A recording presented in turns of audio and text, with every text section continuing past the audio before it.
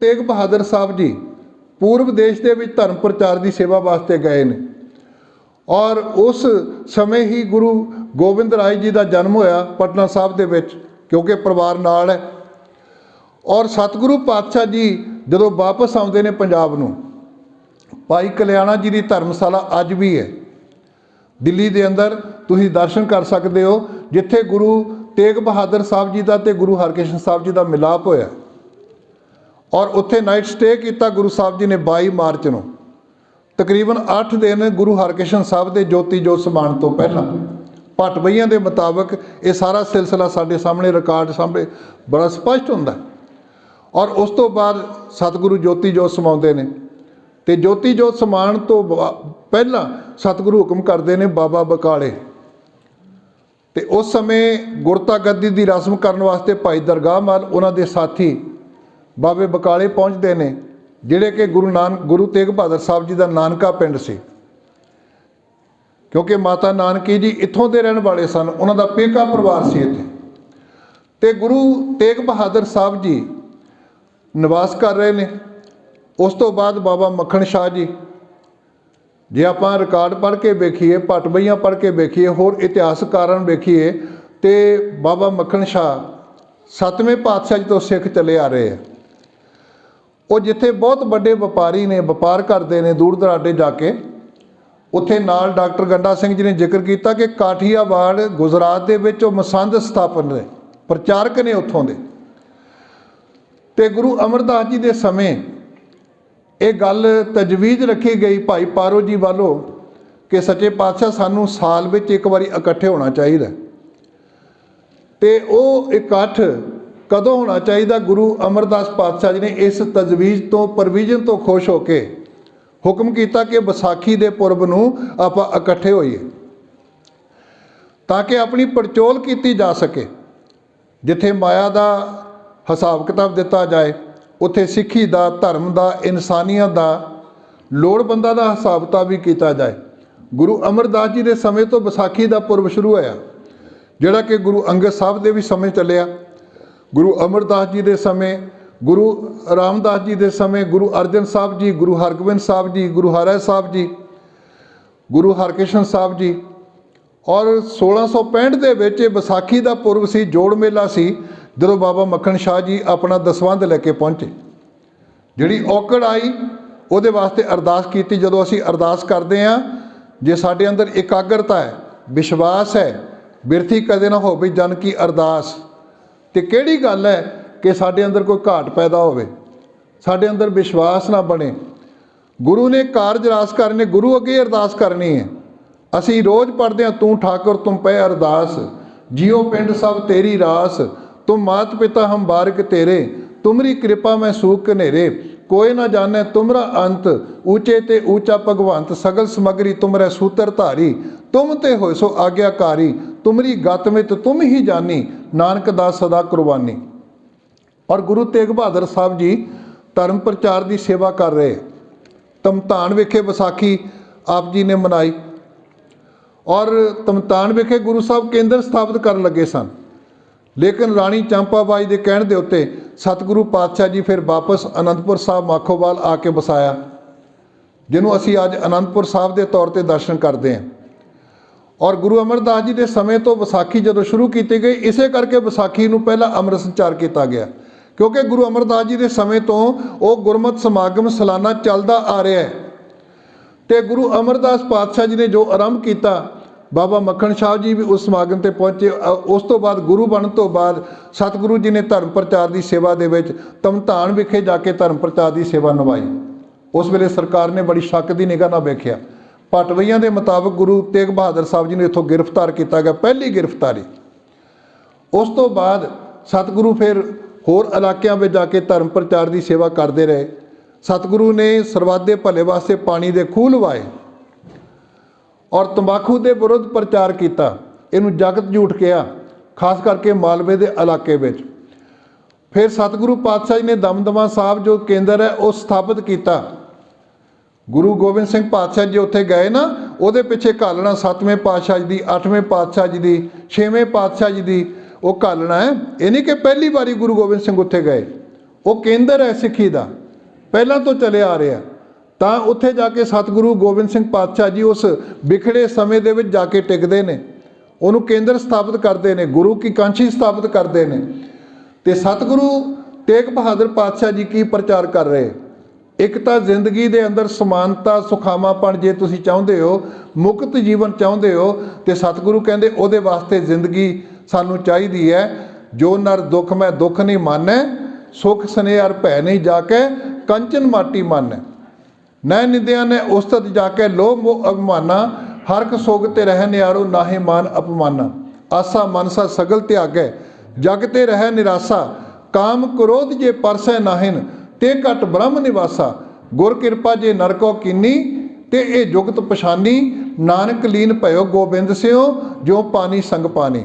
ਦੁੱਖ ਤੇ ਸੁੱਖ ਦੇ ਵਿੱਚ ਸਮਾਨ ਰਹਿਣਾ, ਆਪਣੇ ਅੰਦਰੋਂ ਲਾਲਚੀ ਬਿਰਤੀ ਨੂੰ ਤਿਆਗਣਾ, ਕੰਚਨ ਮਾਟੀ ਮਨ, ਔਰ ਆਪਣੇ ਜੀਵਨ ਨੂੰ ਵਿਕਾਰਾਂ ਤੋਂ ਮੁਕਤ ਰੱਖਣਾ, ਆਸਾ ਤੇ ਨਿਰਾਸ਼ਾ ਤੋਂ ਮੁਕਤ ਰਹਿਣਾ।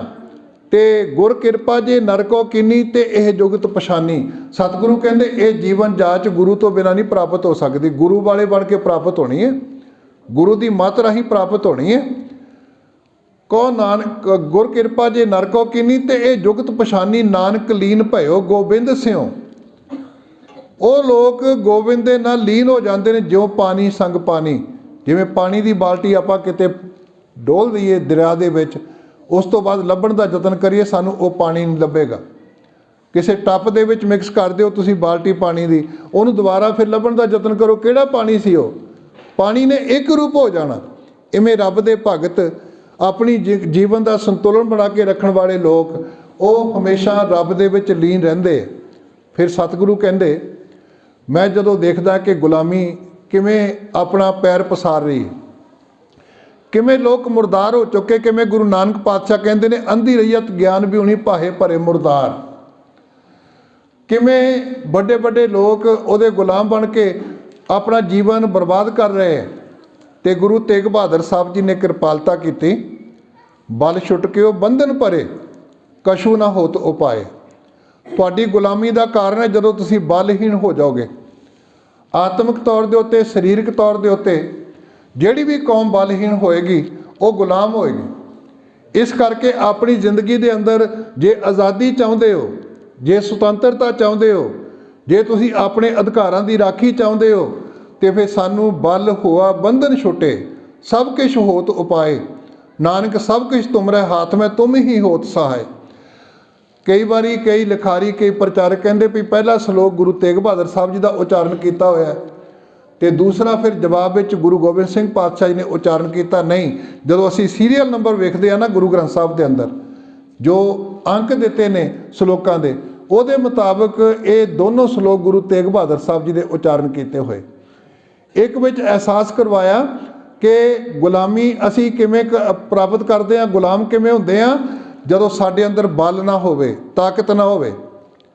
ਜੇ ਅਸੀਂ ਇਕੱਠੇ ਹੋ ਕੇ ਜੁਰਤ ਕਰਦੇ ਹਾਂ, ਅੱਜ ਕਿਸਾਨ ਜਥੇਬੰਦੀਆਂ ਇਕੱਠੀਆਂ ਹੋਈਆਂ ਤੇ ਜ਼ੁਲਮ ਦਾ ਟਾਕਰਾ ਕਰਨ ਵਾਸਤੇ ਤਿਆਰ ਨੇ, ਉਹ ਜੋ ਗੁਰੂ ਨਾਨਕ ਸਾਹਿਬ ਜੀ ਨੇ ਸਿਖਾਇਆ ਹੈ ਔਰ ਗੁਰੂ ਤੇਗ ਬਹਾਦਰ ਸਾਹਿਬ ਜੀ ਨੇ ਸਿਖਾਇਆ ਹੈ। ਉਸ ਸਮੇਂ ਸਤਿਗੁਰੂ ਦੇ ਸਾਹਮਣੇ ਬਹੁਤ ਵੱਡੇ ਚੈਲੰਜ ਸਨ, ਜਿੱਥੇ ਲਾਇਬ੍ਰੇਰੀਆਂ ਸਾੜ ਦਿੱਤੀਆਂ, ਕਿਉਂਕਿ ਔਰੰਗਜ਼ੇਬ ਨੇ 1658 ਵਿੱਚ ਗੱਦੀ ਤੇ ਬੈਠ ਕੇ ਆਪਣੇ ਪਿਤਾ ਨੂੰ ਕੈਦ ਕਰਕੇ ਮਾਰ ਦੇਣਾ, ਭਰਾਵਾਂ ਨੂੰ ਮਾਰ ਦੇਣਾ, ਭਤੀਜਿਆਂ ਨੂੰ ਮਾਰ ਦੇਣਾ, ਲੋਕਾਂ ਉੱਤੇ ਜ਼ੁਲਮ ਢਾਣੇ। 1658 ਤੋਂ ਲੈ ਕੇ 1669 ਤੱਕ, ਕਿਉਂਕਿ ਹਿੰਦੂ ਰਾਜਿਆਂ ਨੇ ਵੀ ਇਹਦੀ ਹੈਲਪ ਕੀਤੀ ਸੀ ਗੱਦੀ ਤੇ ਬੈਠਣ ਵਾਸਤੇ, ਰਾਜਪੂਤ ਰਾਜਿਆਂ ਨੇ, ਇਹਨੇ ਕੁਝ ਨਹੀਂ ਕੀਤਾ। ਲੇਕਿਨ 1669 ਦੇ ਵਿੱਚ ਇਹਨੇ ਆਰਡੀਨੈਂਸ ਜਾਰੀ ਕਰ ਦਿੱਤੇ ਕਿ ਕੋਈ ਨਵਾਂ ਮੰਦਰ ਨਹੀਂ ਬਣੇਗਾ। ਜਿਹੜੇ ਮੰਦਰਾਂ ਦੇ ਧਾਰਮਿਕ ਮੇਲੇ ਲੱਗਦੇ ਉਹਨਾਂ ਤੇ ਪਾਬੰਦੀ ਲਾ ਦਿੱਤੀ ਗਈ। ਇੱਥੋਂ ਤੱਕ ਕਿ ਜਿਹੜੇ ਖਿਡੌਣਿਆਂ ਦੇ ਰੂਪ ਵਿੱਚ ਮਠਿਆਈ ਬਣਦੀ ਹੈ, ਜਿਵੇਂ ਆਪਾਂ ਵੇਖਦੇ ਹਾਂ ਦੇਵੀ ਦੇਵਤਿਆਂ ਦੇ, ਉਹ 'ਤੇ ਪਾਬੰਦੀ ਲਾ ਦਿੱਤੀ ਗਈ। ਲਾਇਬ੍ਰੇਰੀਆਂ ਸਾੜ ਦਿੱਤੀਆਂ ਗਈਆਂ, ਸੰਗੀਤ ਦੇ ਉੱਤੇ ਪਾਬੰਦੀ ਲਾ ਦਿੱਤੀ ਗਈ।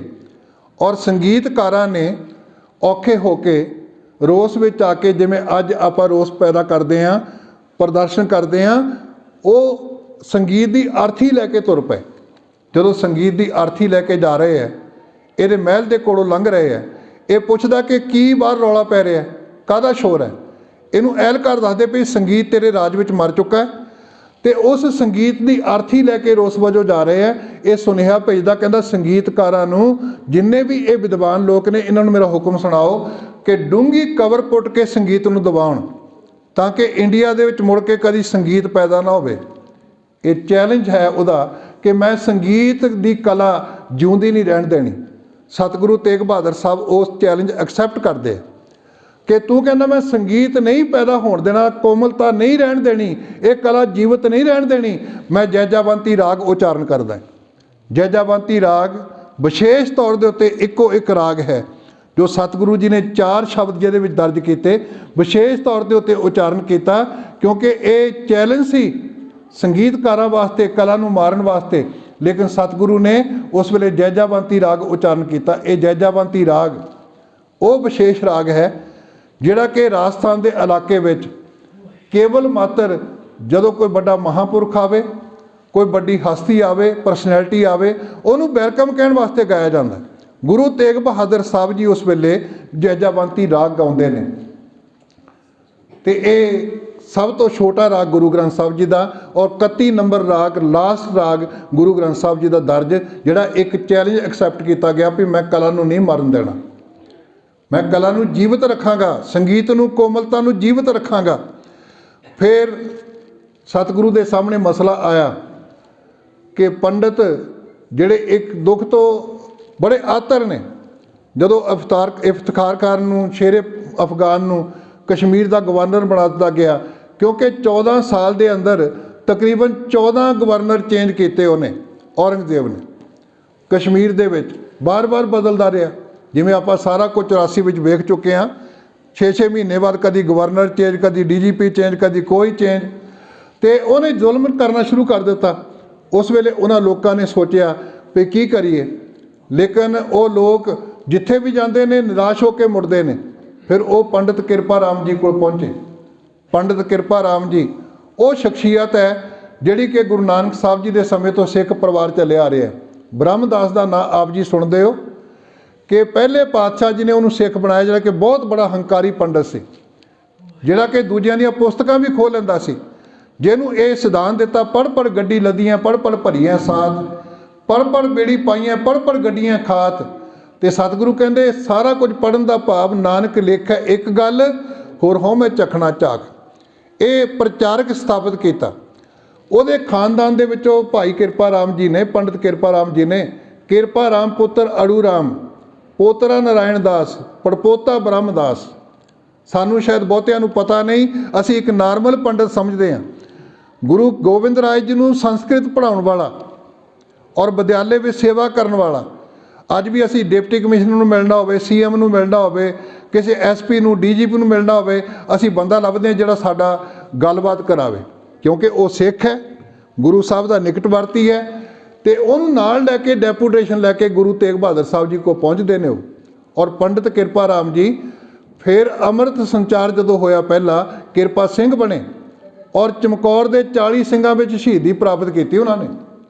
ਤੁਸੀਂ ਰਿਕਾਰਡ ਵੇਖ ਸਕਦੇ ਹੋ ਸਾਰਾ, ਕਿ ਉਹ ਮਹਾਨ ਸਿੱਖ ਨੇ।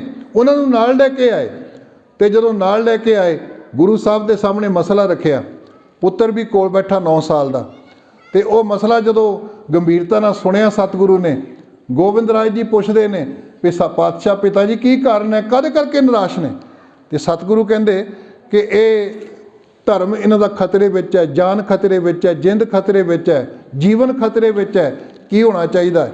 ਸਤਿਗੁਰੂ ਕਹਿੰਦੇ ਕਿਸੇ ਮਹਾਂਪੁਰਖ ਦੀ ਸ਼ਹਾਦਤ ਚਾਹੀਦੀ ਹੈ। ਤੇ ਉਹ ਗੋਬਿੰਦ ਰਾਏ 9 ਸਾਲ ਦੀ ਉਮਰ ਦੇ ਵਿੱਚ ਕਿੱਦਾਂ ਦੇ ਪੁੱਤਰ ਹੋਣਗੇ, ਕਿੰਨੇ ਕੁ ਬਲਵਾਨ ਹੋਣਗੇ? ਤੇ ਸੱਚੇ ਪਾਤਸ਼ਾਹ ਤੁਹਾਡੇ ਤੋਂ ਵੱਡਾ ਮਹਾਂਪੁਰਖ ਮੈਨੂੰ ਕੋਈ ਨਜ਼ਰ ਨਹੀਂ ਆਉਂਦਾ। ਪਿਤਾ ਦਾ ਹੁਕਮ ਤਾਂ ਬਹੁਤ ਲੋਕ ਪਾਲਦੇ ਆਉਂਦੇ ਨੇ, ਲੇਕਿਨ ਪੁੱਤਰ ਦਾ ਹੁਕਮ ਮੰਨ ਕੇ ਤੁਰ ਪੈਣਾ, ਉਹਦੇ ਹੁਕਮ ਦੇ ਉੱਤੇ ਫੁੱਲ ਚੜਾਉਣੇ। ਇਹ ਪਤਾ ਵੀ ਮੈਨੂੰ ਯਤੀਮ ਹੋ ਜਾਣਾ ਮੇਰੇ ਪੁੱਤਰ ਨੇ, ਔਰ ਮੇਰੀ ਪਤਨੀ ਨੇ ਵਿਧਵਾ ਹੋ ਜਾਣਾ। ਲੋਕ ਕਹਿਣਗੇ ਮਾਤਾ ਗੁਜਰੀ ਦੇ ਸਿਰ ਤੋਂ ਪਤੀ ਦਾ ਸਾਇਆ ਉੱਠ ਗਿਆ, ਲੇਕਿਨ ਉਹ ਸਾਰਾ ਕੁਝ ਬਰਦਾਸ਼ਤ ਕਰਕੇ ਸਤਿਗੁਰੂ ਨੇ ਧਰਮ ਪ੍ਰਚਾਰ ਆਰੰਭ ਕੀਤਾ। ਔਰ ਜਦੋਂ ਇਸ ਪਾਸੇ ਤੁਰੇ ਤੇ ਸਤਿਗੁਰੂ ਪਾਤਸ਼ਾਹ ਦੂਸਰੀ ਜਿਹੜੀ ਪਟਬਈਆਂ ਦੇ ਮੁਤਾਬਕ ਜਿਹੜੀ ਗ੍ਰਿਫਤਾਰੀ ਉਹ ਆਗਰੇ ਤੋਂ, ਤੇ ਤੀਜੀ ਗ੍ਰਿਫਤਾਰੀ ਜਿਹੜੀ ਹੈ ਉਹ ਇੱਥੋਂ ਮਲਕਪੁਰ ਤੋਂ ਹੈ। ਨੂਰ ਮੁਹੰਮਦ ਇੱਥੋਂ ਦਾ ਥਾਣੇਦਾਰ ਸੀ, ਉਹਨੇ ਜਾ ਕੇ ਗ੍ਰਿਫਤਾਰ ਕੀਤਾ। सरहंद पहुँचाए गए, बसी पठाना रखे गए और इत्थों पिंजरे च बंद करके सतगुरु पातशाह ते उन्होंने साथी भाई मती दास, भाई सती दास, भाई दयाला जी, इन्हों दिल्ली लिजाया गया। और दिल्ली लिजा के उन्होंने पहला ये गल की गई, तुसी इस्लाम कबूल करो। सतगुरु कहते जे मैं इस्लाम कबूल करना हुंदा ना तो मैं आनंदपुर साहब तो तुरना नहीं सी। इस्लाम नूं कबूल करांगा, धर्म की मौत होएगी। मैं धर्म नूं जीवित रखण वास्ते आया, मैं धर्म नूं मारन वास्ते नहीं। फिर कहण लगे करामात दिखाओ। सतगुरु कहते जे मैं करामात दिखावांगा सच की मौत होएगी, पखंड का बोल बाला हो जाएगा। नाटक चेटक किए कुकाजा, प्रभ लोगन के आवत लाजा, सिद्ध होवा सिद्ध लाई, रिद आखा आओ, गुप्त प्रगट होए वैसा लोक राखै भाओ, मत देख भूलां विसरै तेरा चित न आवै नाओ। असी एक काम नहीं करांगे। वो कहने लगे तुसी मरण वास्ते तैयार हो जाओ, फिर तुहाडी गर्दन उतार दी जाएगी। उस तो पहला भाई मती दास जी नूं आरे नाल चीरन वास्ते तैयारी की गई। उस शब्द का कीर्तन कर लेना बड़ा सौखा है, उसकी कथा कर लेनी बड़ी सौखी है। करबत भला ना करबट तेरी, लाग गले सुन बिनती मेरी, हों बारी मुख फेर प्यारे, करबट दे मुख काहे को मारे, जो तन चीरै अंग न मोरों, पिंड परे तो प्रीत न तोरों, हम तुम बीच भयो नहीं कोई, तुम्हें सुकंत ना रम सोई। आखिरी इच्छा की है, मेरा मुख गुरु साहब जी वाल चाहिए। आरे ना चीर दिता गया जिमें फटा नूं चीरीदा, सामने दुफाड़ होया पिया। दूसरे दिन बारी आ गई भाई दयाला जी की। भैणां बैठिया ने जिमें तुसीं सब्जी बॉयल करदियां आलू उबालदियां ना, इवें देग विच उबाल दिता गया। और देग विच उबालण तो बाद फिर तीसरे नंबर के उत्ते तीसरे दिन भाई सती दास जी के पिंडे उत्ते रूह बन के साड़ दिता गया। तिन्हां दियां लाशां सामने पईआं ताकि गुरु तेग बहादुर साहब जी के अंदर घबराहट पैदा होवे। ते जलाद काजी पुछण लगे हुण दस। सतगुरु कहंदे की दसां, देख तेरे शगिरदां दा की हाल होया। गुरु तेग बहादुर साहब हस के कहण लगे मेरे शगिरद 100% नंबर लैके पास होए। उस्ताद नूं बड़ा माण हुंदा है, मैनूं बहुत माण है इन्हां दे उत्ते कि ये कसवट्टी उत्ते पूरे उतरे, अपने जीवन नूं सफल कर गए। भाई मती दास, भाई सती दास, भाई दयाला जी। और गुरु तेग बहादुर साहब जी ने जदों ना तो इस्लाम कबूल किया ना करामात कबूल की, तो सतगुरु तेग बहादुर साहब जी नूं फिर गर्दन उतार के शहीद कर दिता गया।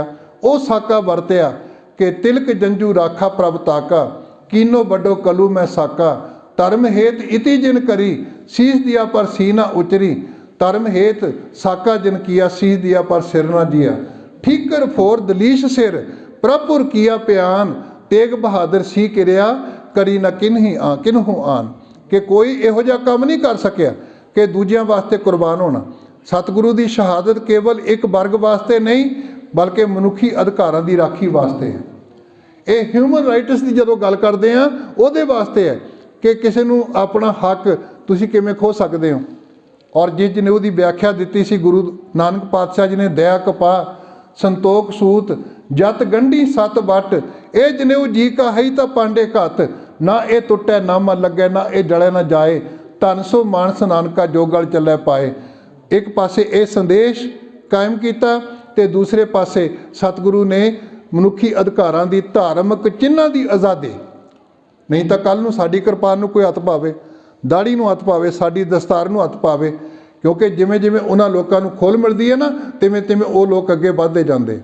उस दे उत्ते रोक लाउण वास्ते गुरु तेग बहादुर साहब जी ने एक चादर बन के, सगल श्रेष्ठ पै ढापी चादर, पर चादर जदों बनदी है ना तो तुसीं वेखो, होए बड़ेवा जग विच तनखे ना रलाया, बूटी होए कपा दी, टींडे हस हस आप खिड़ाया, दो मिल बेलन बेलिया, लू लू कर तुंब तंबाया। और उस तो बाद फिर जदों उन्होंने रंग चढ़ाया जाता है, खुंब चढ़ाया जाता है, फिर कैंची कट्टण कटिया, सूई धागे जोड़ सवाया, लज्जण कज्जण काज सवाया। उस वेले किवें वो कजदा जाके, वो कजण तो पहला किने किने कष्टां विचों निकलदा है, ये साडे सामने है।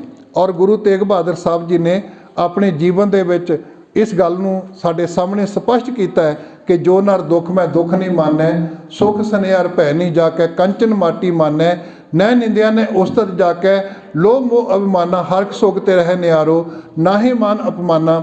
ਆਪਣੇ ਸਰੀਰ ਦੇ ਉੱਤੇ ਕਸ਼ਟ ਸਹਿਨ ਕੀਤੇ, ਆਪਣੇ ਪੁੱਤਰ ਨੂੰ ਇੰਨਾ ਬਲਵਾਨ ਕੀਤਾ। ਮੈਂ ਇੱਕ ਗੱਲ ਕਹਿ ਕੇ ਸਮਾਪਤੀ ਕਰਨੀ ਹੈ ਕਿ ਉਹਨਾਂ ਲੋਕਾਂ ਨੂੰ ਇਹ ਉਮੀਦ ਸੀ, ਜਿਵੇਂ ਗੁਰੂ ਅਰਜਨ ਸਾਹਿਬ ਜੀ ਦੀ ਸ਼ਹਾਦਤ ਤੋਂ ਬਾਅਦ ਉਮੀਦ ਸੀ ਨਾ ਵੀ ਅਸੀਂ ਪੰਥ ਨੂੰ ਖਤਮ ਕਰ ਦਿੱਤਾ, ਲੇਕਿਨ ਉਹਦੇ ਵਿੱਚੋਂ 5 ਪਿਆਲੇ 5 ਪੀਰ ਛਾਟਮ ਪੀਰ ਬੈਠਾ ਗੁਰ ਭਾਰੀ, ਸਗੋਂ ਯੋਧਾ ਪੈਦਾ ਹੋ ਗਿਆ ਜਿਹਨੇ ਜ਼ੁਲਮ ਦਾ ਨਾਸ਼ ਕੀਤਾ। ਤੇ ਹੁਣ ਵੀ ਉਹਨਾਂ ਲੋਕਾਂ ਨੂੰ ਉਮੀਦ ਬਣ ਗਈ ਵੀ ਹੁਣ ਅਸੀਂ ਪੰਥ ਨੂੰ ਖਤਮ ਕਰਤਾ, ਮਲੀਆ ਮੇਟ ਕਰਤਾ, ਹੁਣ ਪੰਥ ਨਹੀਂ ਉੱਠੇਗਾ। ਭਾਈ ਕਾਹਨ ਸਿੰਘ ਨਾਭਾ ਨੂੰ ਪੜ੍ਹਿਓ। ਭਾਈ ਕਾਹਨ ਸਿੰਘ ਨਾਭਾ ਇੱਕ ਪੰਛੀ ਦੀ ਗੱਲ ਕਰਦੇ ਜਿਹਨੂੰ ਕੋਕਨਸ ਕਹਿੰਦੇ ਆ, ਫਿਨਕਸ ਕਹਿੰਦੇ ਆ। ਉਹ ਫਿਨਕਸ ਪੰਛੀ ਕਹਿੰਦੇ ਉਹਦੀ ਉਮਰ 1000 ਸਾਲ ਹੁੰਦੀ ਹੈ। ਉਹਦੀ ਚੁੰਝ ਦੇ ਵਿੱਚ 360 ਤੋਂ ਲੈ ਕੇ 900 ਜਾਂ 1000 ਤੱਕ ਛੇਕ ਹੁੰਦੇ ਆ, ਔਰ ਸਾਰੀ ਜ਼ਿੰਦਗੀ ਆਕਾਸ਼ ਵਿੱਚ ਬਤੀਤ ਕਰਦਾ ਹੈ। ਕਹਿੰਦੇ ਜਦੋਂ ਉਹਦੀ ਮੌਤ ਆਉਂਦੀ ਨਾ, ਆਖਰੀ ਸਮਾਂ ਆਉਂਦਾ, ਉਹ ਧਰਤੀ 'ਤੇ ਉਤਰਦਾ, ਧਰਤੀ 'ਤੇ ਉਤਰ ਕੇ ਤੀਲੇ ਇਕੱਠੇ ਕਰਦਾ। ਜਦੋਂ ਤੀਲੇ ਇਕੱਠੇ ਕਰਦਾ ਹੈ, ਉਹਦੇ ਸਾਹਮਣੇ ਬੈਠ ਕੇ ਦੀਪਕ ਰਾਗ ਗਾਉਂਦਾ ਹੈ। ਅਤੇ ਜਦੋਂ ਦੀਪਕ ਰਾਗ ਗਾਉਂਦਾ, ਕਹਿੰਦੇ ਉਹਦੇ ਛੇਕਾਂ ਵਿੱਚੋਂ, ਚੁੰਝ ਦੇ ਛੇਕਾਂ ਵਿੱਚੋਂ ਅੱਗ ਨਿਕਲਦੀ ਹੈ। ਜਿਹੜੇ ਤੀਲੇ ਇਕੱਠੇ ਕੀਤੇ ਹੁੰਦੇ ਉਹਨੂੰ ਅੱਗ ਲੱਗ ਜਾਂਦੀ ਹੈ, ਅਤੇ ਅੱਗ ਲੱਗਦੀ ਹੈ ਅਤੇ ਉਹ ਸੜ ਕੇ ਮਰ ਜਾਂਦਾ ਹੈ। ਲੋਕ ਆਖਦੇ ਨੇ ਕਿ ਕੋਕਨਸ ਜਾਂ ਫਿਨਕਸ ਮਰ ਗਿਆ, ਲੇਕਿਨ ਰੇਨੀ ਸੀਜ਼ਨ ਆਉਂਦਾ ਹੈ, ਬਰਸਾਤੀ ਮੌਸਮ, ਬਰਸਾਤ ਪੈਂਦੀ ਹੈ, ਉਸ ਰਾਖ ਦੇ ਵਿੱਚੋਂ, ਸੁਆਹ ਦੇ ਵਿੱਚੋਂ ਆਂਡਾ ਨਿਕਲਦਾ ਹੈ, ਉਹ 'ਚੋਂ ਪੰਛੀ ਫਿਰ ਉਡਾਰੀ ਮਾਰ ਜਾਂਦਾ ਹੈ।